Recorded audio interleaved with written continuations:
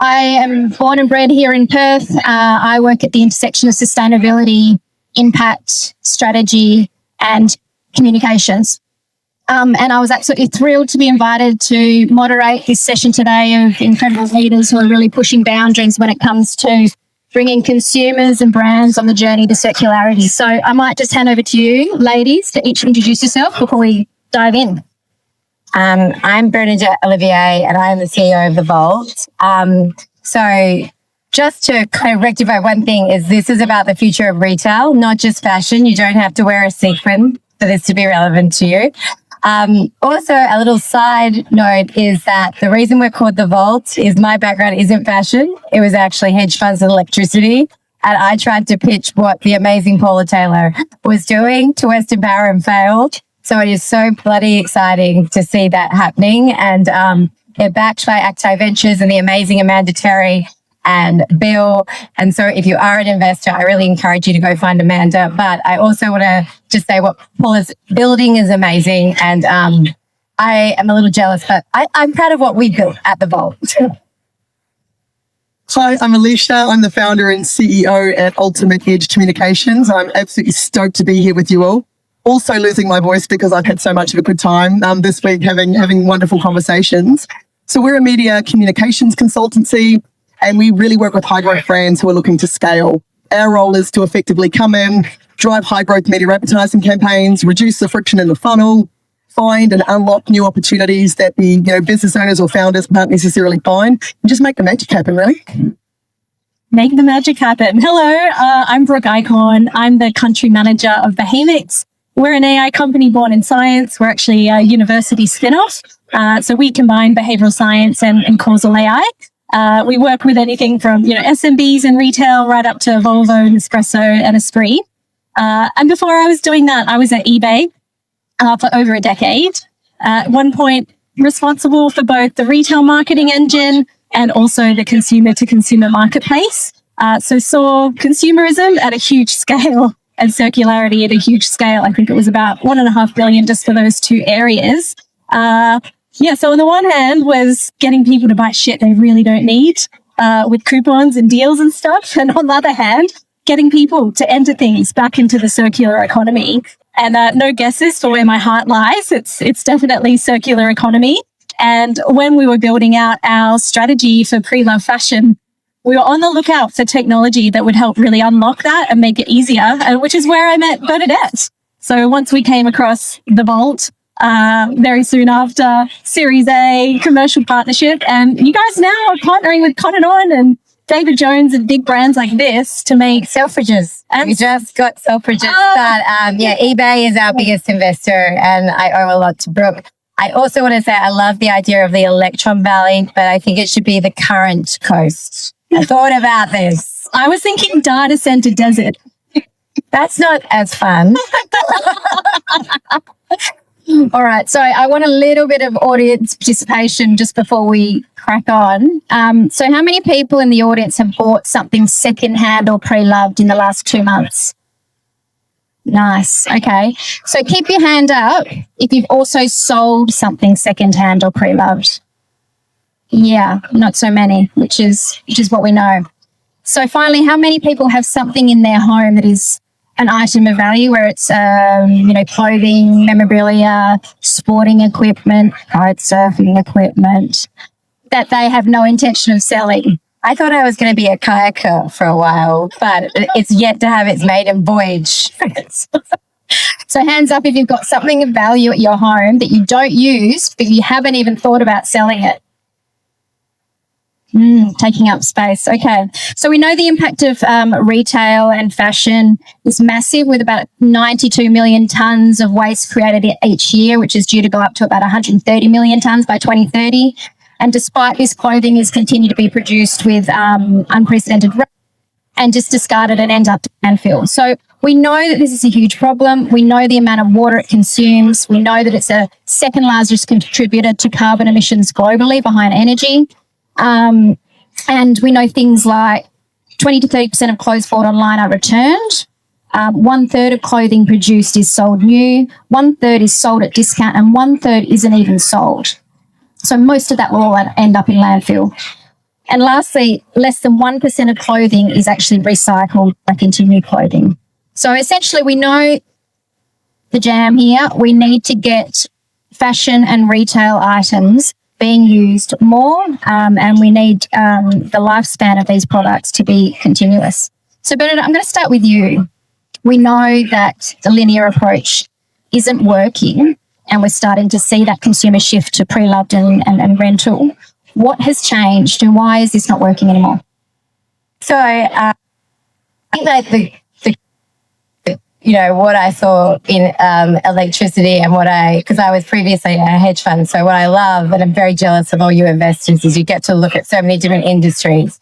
But what I could see is that we are selling, since 2015, we have sold 8 times more retail products than we sold in the previous 100 years. And the actual retail brands are making half as much. So I actually wrote an article that was published in the New York Times called The Golden Crisis, because you will see brand after brand that has been 100-year-old brands are actually all going bankrupt. So despite the fact that we are selling and consuming so many more products, no one's actually making any money. So there's what I really do believe is that for things to work, it has to be a better experience and it has to be commercial.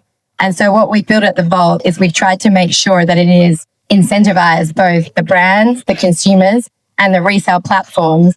So it's a better experience, but mainly it just makes more money. So it's sustainable, but that's not actually the key driver. So I don't think I'm going to talk about what the Vault and Seamless does yet. No, so not yet. So Alicia, obviously you work with consumer brands every day. What would you say is the real state of consumer demand right now? And what does this mean for the circular economy and commercial perspective? I think it's a really interesting space because it does feel quite new, even though when you hear it out loud, it feels really pragmatic and really achievable. What we have to consider up front is there's only 3% are in the market to buy from you at any given time. So the other 97% either don't know about you, aren't thinking about you, and are not actually going to take any action off the back of what you are actually trying to achieve. So you really need to think about, okay, well, how do we reach and how do we get to and how do we impact that 97% that is actually going to give you the scale and the growth and the opportunity that most of these brands really want to be able to achieve their outcomes, both from a commercial perspective and also from a sustainability perspective. So I think we just have to be really pragmatic about the fact that people aren't just going to wake up one day and go, you know what, I've got something in my wardrobe and I'm going to jump online and sell it today. That is not the case. They have to be moved in a way. They have to be thinking about that. Like at the moment, if I think about going into a retail store and buying a dress, now a lot of the time I'm justifying in my mind, if I wear that, maybe 10 times and I can fully justify that purchase in my own mind. However, I'm not thinking necessarily about the fact that I could rent that out later on. And I'm certainly not thinking about the fact that I could resell that. So it's really a very, very key role, and especially for a brand like the Vault and then secondly Seamless, is to really play that education role so that the consumer is primed before the moment of action when they're actually in the shop or they're actually about to do something. So I think it's a really important role and it's a big role that needs to be achieved. I think it's also really interesting because Alicia and I work closely together, is that 80% of Australians' incomes after mortgages actually goes on retail products, and we have no expectation that these products have any value, which is sort of bonkers. So we buy all these products with no expectation that we'll be able to resell them. Absolutely. Yeah, love it. So Brooke, obviously from your perspective, you spent 13 years at eBay, which is a long time, and now at Behamex. Can you help us understand, what consumer insights you saw during that time and, what's not working about the secondhand market? Yeah, I think time and time again, the thing that just came up in every focus group, every survey, didn't matter which brand tracker it was, it's always value is the driver for the secondhand market. It's buying the phone cheaper, the Apple phone cheaper than you can buy it at retail. It's buying the Zimmermann dress cheaper than you can buy it at retail. And then we always saw the flip side for selling money, and making money was always the motivator. Things like sustainability always came about number 3 on the list. So sustainability is always, an underlying driver, and people want to do the right thing, but it wasn't the thing that made people act. And now, working in behavioral science, we know there's a principle called the intention to action gap. And that's the gap between what we intend to do and what we actually do. I know you intended to run a lot more this week than you had. I bet that was maybe over ambitious with the conference. Too much of a good time. The intention to, we maybe intend to sell that handbag that is probably worth a fair bit of money in the wardrobe, but actually doing it is different. So I think behavioral science and, really being smart about the motivations we use can help unlock consumer behavior at its core. Right. So Alicia, can you tell me more about that sort of that customer journey perspective you were talking about, where it sort of all breaks down? Yeah, I think that if there is, for consumers now, and especially in 25 and as we head into 26, if there is any friction or any frustration for the consumer in your funnel, you are going to lose them. And every single day, I'm looking at the consumer funnel. I'm looking at the way consumers start from impression to click to product view to add to cart and then to checkout. And the average abandoned cart rate globally is sitting around about 70%. That's 7 in 10 users get to the checkout but don't actually buy anything from you. So that is the real problem that we need to solve. And when you're in a new, particularly a new market like this, and you really need to make it as seamless as possible, that's the first thing that you really want to be thinking about. And so if there's any, I'm talking 1 or 2 moments of friction, somebody's gone and they've literally left your site in a second. And you think about, and in my space of media advertising, the millions and millions of dollars that it's going in at the front end to drive an impression, to drive a click, you just can't commercially afford to lose them in that funnel process. So I think that's where the breakdown is, but that's also where the massive opportunity is for brands to absolutely nail this, get it right, create that optimal experience. And we'll talk about more about the technology that's going to make that happen soon, to then really be able to break away from the competitor or the crowd. What about you, Brooke? So what's your sort of perspective on the biggest friction points stopping consumers from buying pre-loved from a psychological perspective? I actually think a lot of the friction points have been removed for buying pre-loved. Like if you think about, it's just as good as buying new these days. Like you can have as good an experience on Bestia Collective as you would have on Net-a-Porter. So I actually think the friction is being removed from buying pre-loved. You've got authentication and things like that. Where the friction still lies is in entering the circular economy and listing stuff. And, it's hard. Just looking at eBay, when we looked at our new lister data, it would take 15 to 30 minutes to get a listing up. So you've got to be pretty motivated to sell that item to go through all of that. So removing friction points in that funnel became really important for us. I guess like a concrete example of that was, shipping is always a really hard part about, how am I going to list something online? And we made it pretty hard for people at eBay. They had to select out of a list of 21 shipping provider options, and so much friction. There was so much drop off. We changed one simple thing. We just put in a pictograph of, here's an envelope, a shoebox, a briefcase, a suitcase. What size is your item? Completion rate and the downstream of that. So removing friction is important. But to be a little bit contrarian, I think adding friction in all the right ways can also help grow things. If you think about the start of eBay, scarcity and urgency with the auctions, you think, well, that's a friction point. There's only one of these items and it's about to run out. That's pretty hard, but actually it made it fun and exciting. You feel like you're winning. Like I'll tell my husband, I just won. He's like, no, you spent $200. I'm like, no, I won. Someone talked about the Temu wheel this morning. That's adding a friction point in the buying journey. You're doing extra steps, but all of a sudden you're downloading the app. So I think if we can be smart about where we add friction to make it exciting, to make it switch on our brain, there's also a really fun, spicy area to look at too. So Bernie, you told me this stat that only 80% of consumers have bought pre-loved, but only 20% have ever sold anything, which is basically what we saw sort of from the interaction with the crowd previously. So why is the supply not meeting the demand? I think it just takes too long, predominantly. We're all really time poor. I think also there is a lack of understanding that certain things have value. So not only can you sell things and recoup some of the money you spent, a lot of things actually sell for more on the pre-loved economy. So that is the same with fashion, but it's also the same for toys. So Lego outperforms the stock market. It's also the same for sporting merch. Anything that can become a collectible sells for more. So we have an enormous amount of women in Australia really making a lot of money going and buying Zimmerman dresses and then selling them on the pre-loved market for almost double the price immediately. So we really need to start thinking of retail products as an asset. I think it's really only happened in the last 20 years where we start thinking of everything as disposable, which has led to all the overconsumption. But if we start thinking of it as an asset, like if you buy a car, you expect to sell it. It kind of just flips how you think about things. And at the Vault and Seamless, we want to make selling as easy as buying brand new. And because of technology, it's really exciting. I think that's really possible now.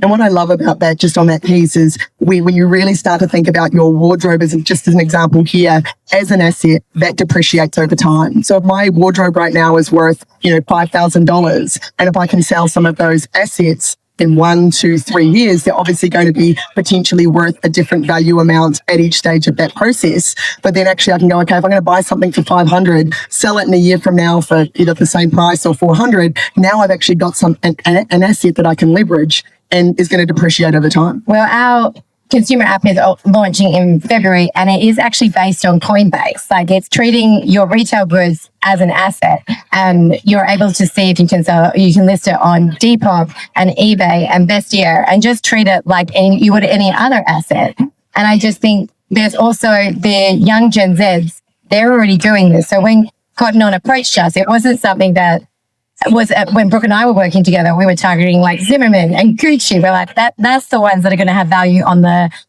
pre-loved markets. Cotton On is actually the second most sold brand on eBay in Australia after Nike. And that's because the Gen Zs, they buy it, they change it. And this is also why there's some unicorns that have emerged in Europe. There's a company called Vinted that is doing $8 billion of revenue, predominantly on the sale of pre-loved fast fashion. And I think that there is a little bit of a disconnect where a lot of people don't realize the products in their house have values.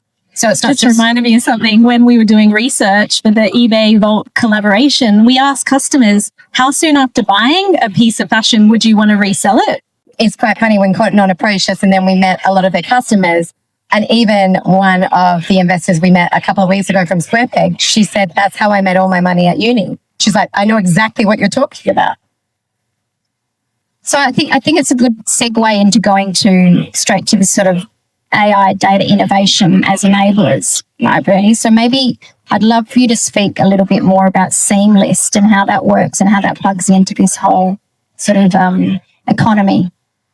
Yeah, so Genevieve, who is my co-founder, and I actually grew up in a musician family. This is going to be a name drop to anyone who is Australian, but anybody who isn't will never have heard of the Hoodoo Gurus. So he's the lead singer of the Hoodoo Gurus, and we lived through the transition from physical CDs to streaming. And so in 2000, 90% of the music industry's revenue globally was through the sale of physical CDs. And then with streaming, that really disrupted the whole industry. And now, however, after a little bit of a period of roller coasters, it's actually better for musicians than it was under the physical CD industry, because every time that you listen to Taylor Swift, she gets a royalty. But every time you listen to Hoodoo Gurus, which you should all do, we get a royalty. And because previously your back catalogs were worthless. In addition, and this is something that we've only realized recently, is the Hoodoo Gurus are massive in Brazil. Like, why? We're always a little confused why the Brazilians really loved the Hoodoo Gurus. Like, our uncle recently played to 1 million people on Rio Beach. And we realized that he said, well, it's because of the counterfeit CDs, because they only had a few counterfeit CDs in the 80s and the 90s in Brazil. And luckily, one of them was the Hoodoo Gurus. So I think also retailers have massively missed the mark in not seeing their products as a massive acquisition channel and a retention channel. So what Seamless does is that we are really changing the way retailers see their products. And when you buy an item, say at David Jones or Cotton On, we create a digital twin. And so that item is on the blockchain, and then they can actually trace that through its whole lifespan. And so for consumers, it means that you can list it in one click to resell. And you can also see the value of it, which I quite like that kind of gamification. But for retailers, they are getting a huge amount of data, which they previously had no idea what happened to their product after checkout. They are also reaching new consumers, which is so important for brands in terms of growing, because in terms of reaching consumers, it's never been harder. And then on top of that, Brooke really helped me do this. We managed to convince retail resale platforms to pay the brands a royalty every time that item is resold. And so our first partner, LMA, is now earning more in royalties than they do from the initial sale. And what this is really exciting is that we are flipping the business model on its head, just like the music industry. And like Carly says, I find it really strange because the retail industry really hasn't innovated much. Like, it's just catalogs online. And so there's this massive opportunity to use technology to really change, particularly now that it's not really working for anyone. So I'm really excited. The real vision of our marketplace is that I'm sitting here, I've got my beautiful unused kayak at home, and it's a headless marketplace that Brooke, she's decided she's a kayaker. She puts in, I want to buy a kayak for $100. And just like Uber, anybody who has a kayak in their Seamless account gets a notification, and then you accept it. And so all of a sudden, these transactions are dynamic. And also, for the first time, as demand, you can reach supply. And we know where everything is. We have never known that. And so just like Uber, we don't scroll and say, which driver should I get today? So we, as a person with an unused kayak, I go, definitely, come get it from me. I just want to go kayaking. I know where you can get a kayak. I love it. Brooke, around that sort of technology and innovation piece, where do you feel that fits in terms of, this reduction and overconsumption of waste and retail broadly? I think AI and data just are the big unlock. And just to give one example of how we leverage that at Behamix, our AI can detect if you're going to return an item, before you've checked it out. So we can detect that with 95% accuracy. And that's great. Like, knowing what the customer is likely to do is okay. But what's even better is knowing why they're going to do it. So we're applying causality. So AI models trained in causality to understand why, so that we can put the best intervention in path to reduce that. So, I think you said before, 20 to 30% of items end up getting returned after they're bought. So that's huge. And a lot of them can't be resold as new. They just, unfortunately, go to landfill quite a lot of the times. So, being able to tackle that is huge for sustainability and waste and returns costs. We deploy like 40 behavioral interventions that would be targeted based on behaviors. So we use stuff like loss aversion, like showing the customer how much time they're going to lose going to the post office, returning the item, filling in the returns form. And we found things like that can reduce the returns rate by 5%. Whereas putting a sustainability message in front of the customer, we found in our data actually increases the returns rates. People just ignore it and do nothing. So it comes back to that intention to action gap. What can we do that will actually drive the behavior? The end goal is saving, the planet, but to get there, we have to use other tactics. So data and AI are the unlock to make that the most effective we can make it. But I think as consumers, we're all sick of being made to feel guilty, right? So I think it's also that it's got to be a better experience. It's got to be better from a value perspective, and it's got to just be a better experience. Like, I just don't think the guilt message has worked. No, and nor does just taking a bag of unused clothes to Vinnie's anymore like that, where everybody knows that doesn't quite cut the mustard either. 80% of what we donate goes offshore. So, Alicia, maybe one for you here. Where do you think that sort of this technology piece is enabling and supporting founders and entrepreneurs and innovators when it comes to this space?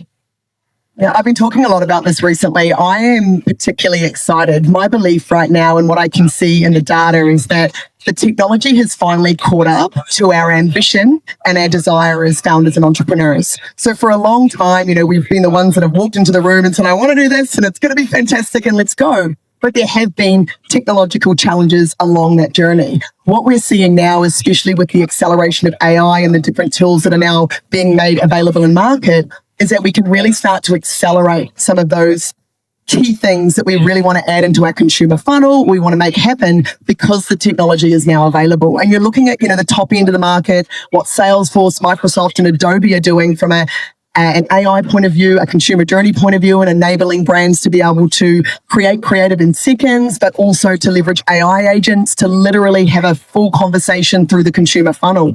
But what's most exciting to me is there are emerging brands now that are going to enable the startup community, the founders, the brands that can't necessarily afford those high-level enterprise products and actually create their own. So I do think that there's a real leveling occurring across the globe right now to give those startup businesses and those founders and entrepreneurs, like what I said at the beginning, they just want to make the magic happen, the pathway to do that. And I think that's what's particularly exciting me at the moment. And there's definitely a lot of energy in and around that space. And I think that when Brooke and I were working together, it was really hard to get in the room with so many brands, despite the fact that they aren't making a lot of money. A lot of our Australian consumer brands are actually really struggling. And it was really hard to get into them initially, but now the momentum has completely shifted. And that's partly driven by the fact just commercially it has to shift. But also there is global legislation coming in that every retail item has to have a digital ID by 2030. That's in EU, Australia, parts of the US. It's inevitable. So even some of the brands that told me and Brooke to fuck off, they're going to have to come and talk to us. Tell me how that went. No. So that's the commerciality is starting to come into minds of brands. How can we sort of better start enabling that, Bernie, do you think? What brands do you think are doing that well? What's the journey that they've been on? I mean, we really don't have to anymore. It's really, compared to when Brooke and I started, where we were literally beg, borrow and stealing to get him to anybody, we actually say we have to the momentum is so strong. That's why the Vault has we really had to be thoughtful about which industries we go into next, because the pool, Bunnings has approached us, JB Hi-Fi, and, being a startup, we have to be careful about which industry, just because we only have such a small team and we want to make it successful. So I think the reason that it's worked in fashion is we have a deep understanding of the fashion industry and we've been able to take our product and give it multiple benefits. The next one is definitely toys, but the one, and, I don't mind working with the AFL stars, but the next one is probably sporting merch, because it's something that is already seen as an asset. So if people buy a particular jersey, they quite often sell it immediately. And oh my gosh, if that jersey's been worn by a player, as Brooke knows, it goes for thousands and thousands of dollars. So I think in terms of the brands are actually already here. And even if they're not, they have to be. So I think for now, it's actually just about ramping up that consumer adoption. Alicia, maybe you can give your perspectives on this, some other brands or examples where you feel like that commerciality piece is really sort of driving home.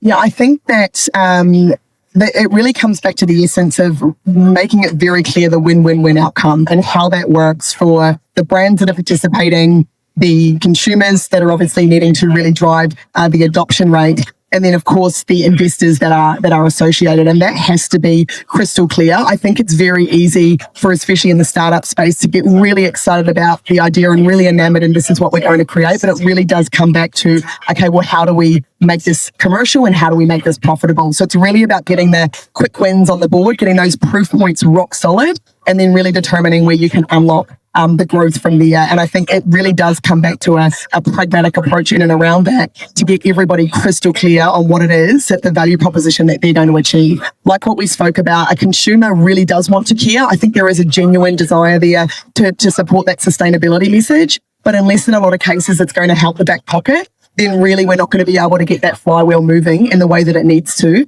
create that mass consumer adoption. So, Brooke, how do we get people on this journey? How do we get people to start thinking about their wardrobes, their sports items as sort of assets, do you think? Yeah, interesting question. I think it just comes down to the moment of purchase. I guess when I purchased this dress, which was, not cheap, Alame, around $500, seeing the vault there and knowing at point of purchase that I could make money off of that. So I think, doing that education piece out in the wild, really hard to do. So it's really about those kind of moments of right moments and right fit moments. And where we've seen a real shift is because brands, they're not just doing this for the halo effect or because they had to, but what we've been able to prove in the last year is that it's actually better for them to generate more sales, which I know sounds counterintuitive, but Cotton On ran a campaign called Clean Out Cotton On, where if you sold some of your unused or, the things that you're not wearing from Cotton On, you're incentivized by earning points or a voucher. And so I think also the brands actually wanting sustainability and circularity to succeed is actually a real turning point.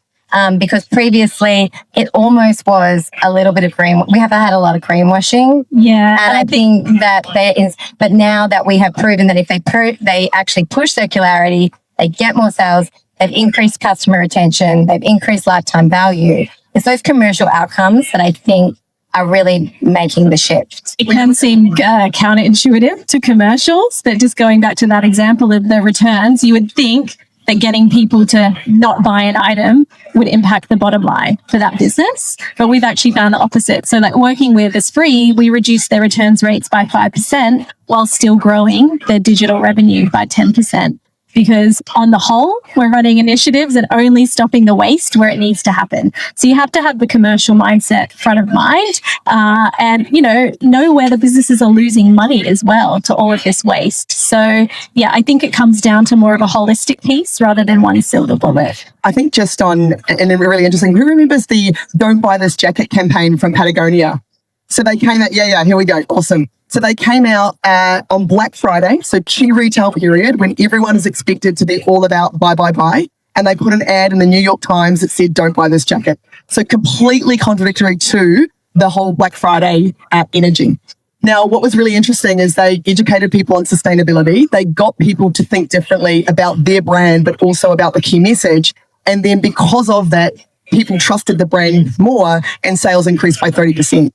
So how do you explain that when you go, okay, this is a brand now that's taken a completely different, which I love, a completely different approach and has been able to make a very, very strong commercial outcome out of it? I think it does, when you actually look at the data and you look how much these brands are losing by selling all this, it's just not working. Like this overconsumption isn't actually making it better for anybody. So I also think that it does make sense when you look at the data. What I love about seeing this, Bernie, is the fact that once we sort of get that tipping point, it's actually going to incentivize brands to make their items and their garments longer lasting because they will make more money in royalties. So the knock-on effect that'll have right back in terms of manufacturing and product design and where they're sourcing their textiles from, seaweed, for example, it sort of has this sort of full flow-on effect to the entire industry. Yeah, we work closely with Zimmerman and they made particular dresses, but because items that are in the circular economy are actually utilized so much more, in terms of the data flywheel and the information we're able to pass back to Zimmerman actually changed how they made a number of their buttons and things like that. Because first of all, they want it to last, but second of all, they also know that is their way of reaching new consumers. And so if you buy a product that's a bit shabby, that's not great, that falls apart, you've really damaged your brand for that consumer forever. And so I think it's really interesting. The royalties are definitely, we like to say that brands join us for the royalties, but they stay for the data. So I think the royalties are really important and I'm really proud of that Alame is now earning more through the royalties than they are from the initial sale. But I do think the data piece is probably the next focus for us. I think brands really seeing their products as this huge untapped customer acquisition channel. I think everyone's missed this massive trick. And so I think it's really exciting. We're working with Camilla, and Camilla, though beautiful, their actual audience is actually getting older. And so they really need to reach a younger audience. And so now they're able to reach these new audiences because most younger people, particularly with an expensive brand like Camilla, their first experience of that will be through pre-loved. But previously, Camilla had no way of reaching those consumers. We might wrap it up there, ladies. Thank you for the insights. I hope there's been some good takeaways for everyone in terms of your buying behaviours over the Christmas period. Thank you once again to my lovely panelists. And I just want to have one more, Bernie. I wanted to say that last year, I wanted to thank all the founders of West Tech Fest. Last year, West Tech Fest really changed our lives. We met the Acti group. I finally found someone who liked electricity as much as me.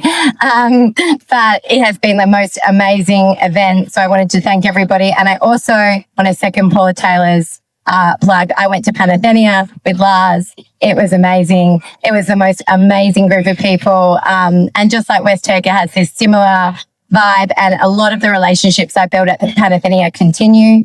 But I do actually owe a lot of people who are here today a lot. I owe Paula a lot. I owe Lars, Amanda, Bill an awful lot. They are huge promoters of this ecosystem and of individual founders. And it's not just platitudes. They actually really help you. And I also want to thank one of our first investors, Tracy Clark, who's just started at Scalata.